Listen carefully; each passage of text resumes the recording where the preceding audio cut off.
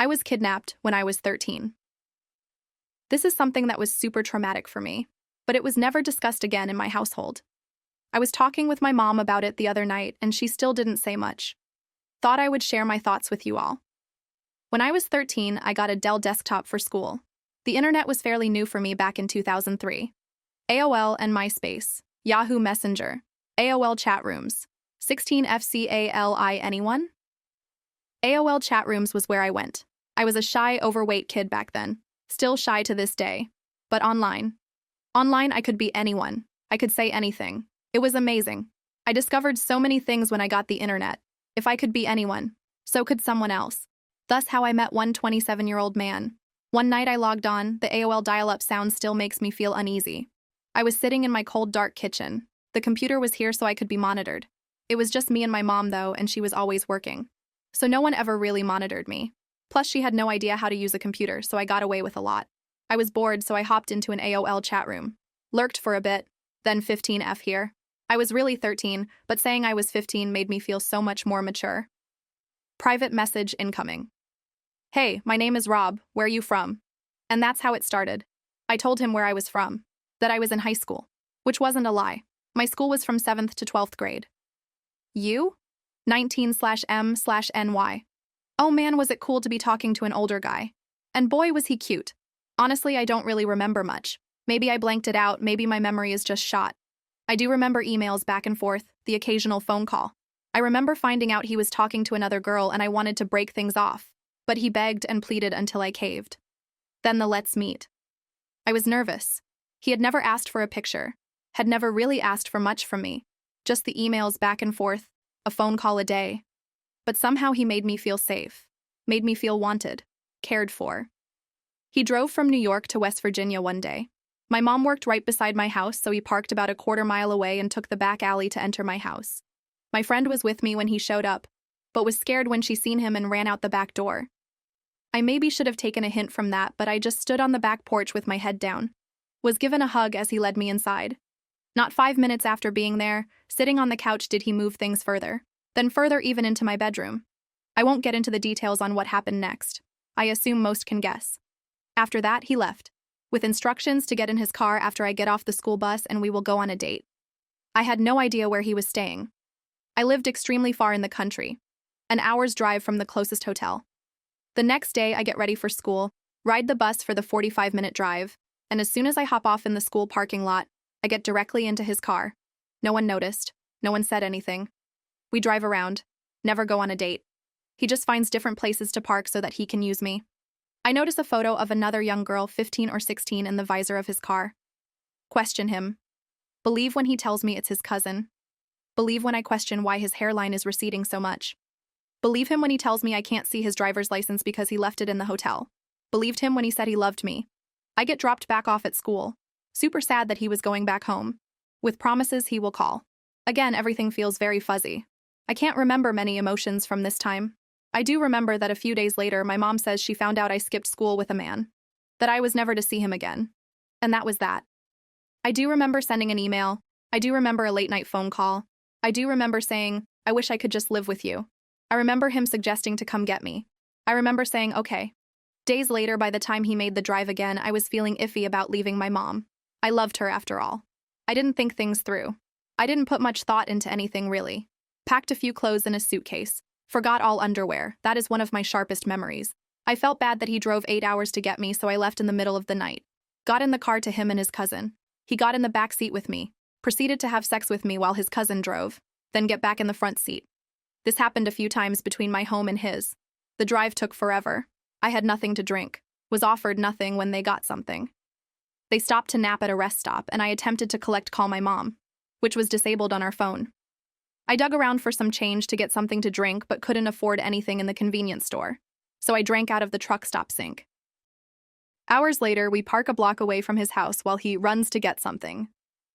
I am sitting in the back seat, waking up from a nap when around 8 or so men and women in black suits surround the car, screaming for us to get out with our hands up.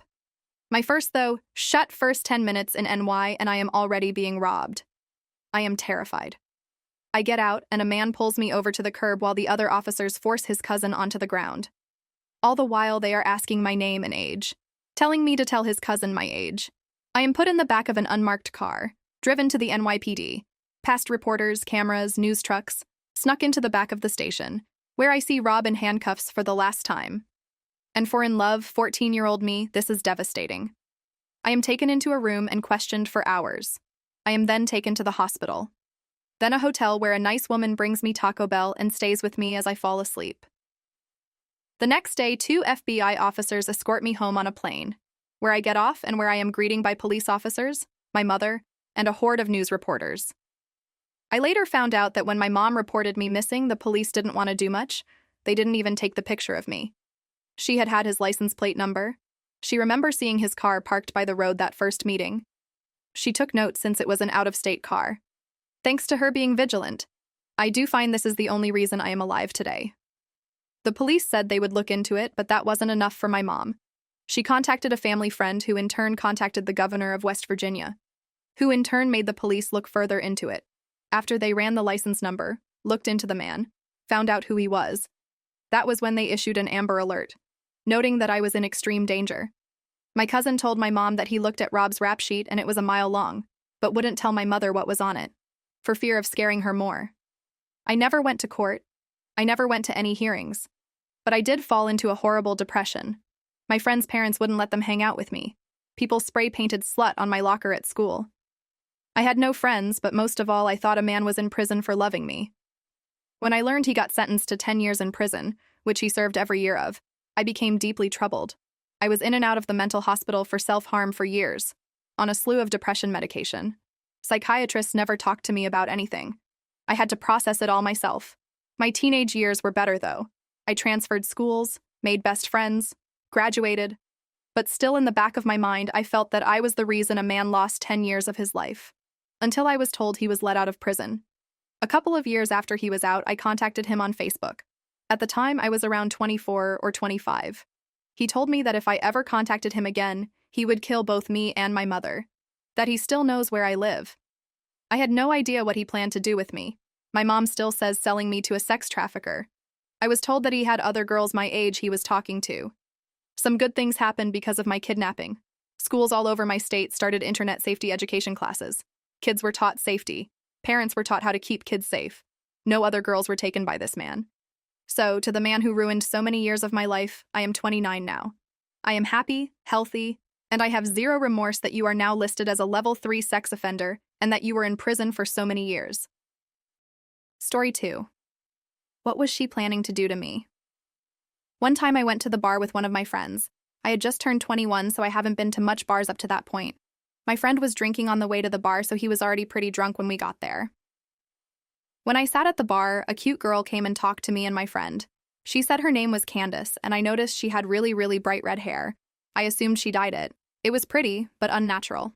Anyways, this girl was flirting with me and my friend. She could tell my friend was already very drunk.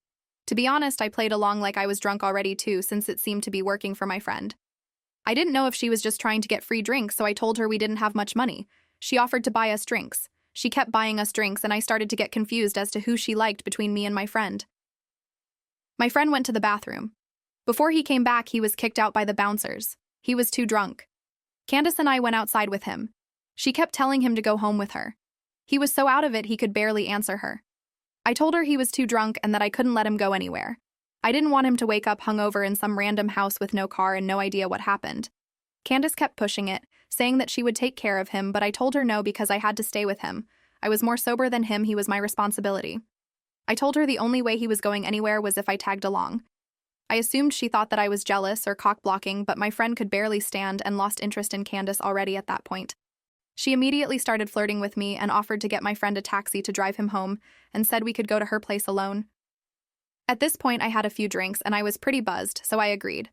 We took my friend to the taxi and walked to her car. I slightly stumbled on the way to her car.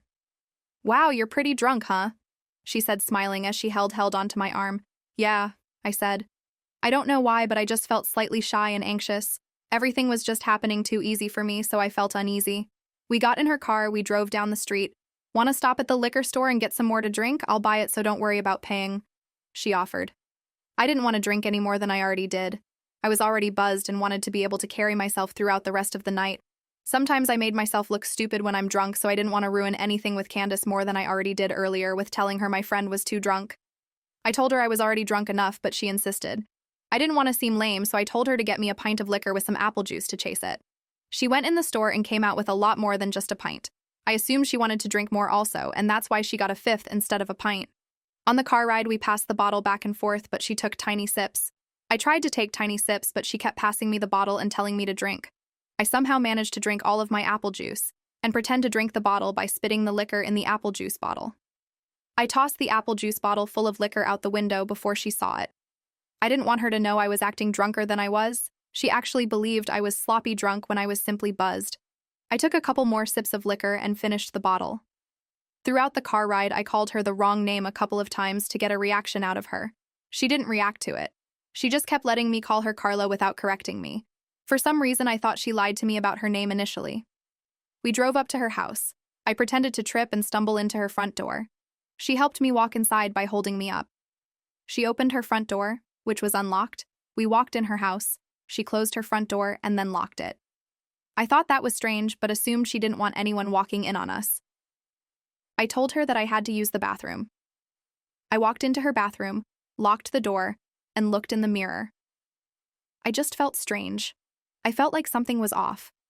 I felt myself becoming more drunk from finishing the bottle earlier. I turned on the sink to make noise and made myself puke up the liquor I drank. I flushed and went to the sink and started drinking the tap water out of my hands to sober up.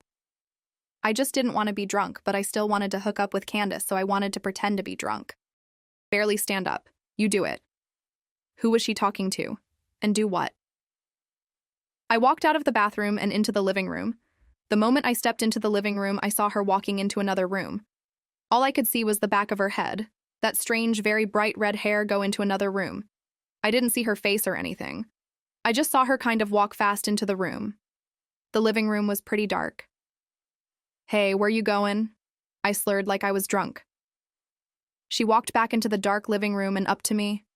Let's go in my room, she said. I looked at her bright red hair and then into her eyes. They were different. Her face was different.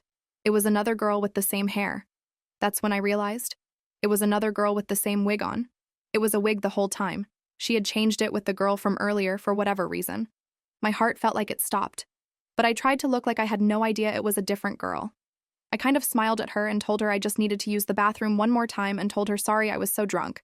She said, "It's fine, just hurry up in there." I went into the bathroom and locked the door. I heard her whisper something to someone again. This time I think I heard a male voice whisper back.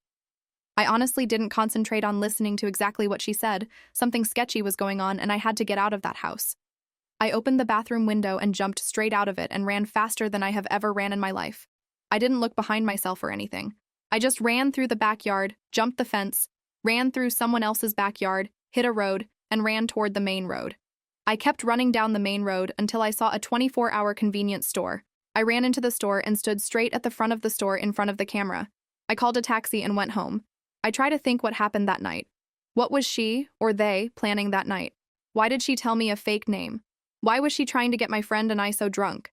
I thought maybe a robbery, but she kept spending money on us. She kept buying us drinks and even paid for my friend's taxi cab.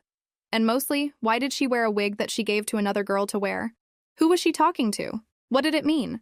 And what was in that room they tried to lure me into?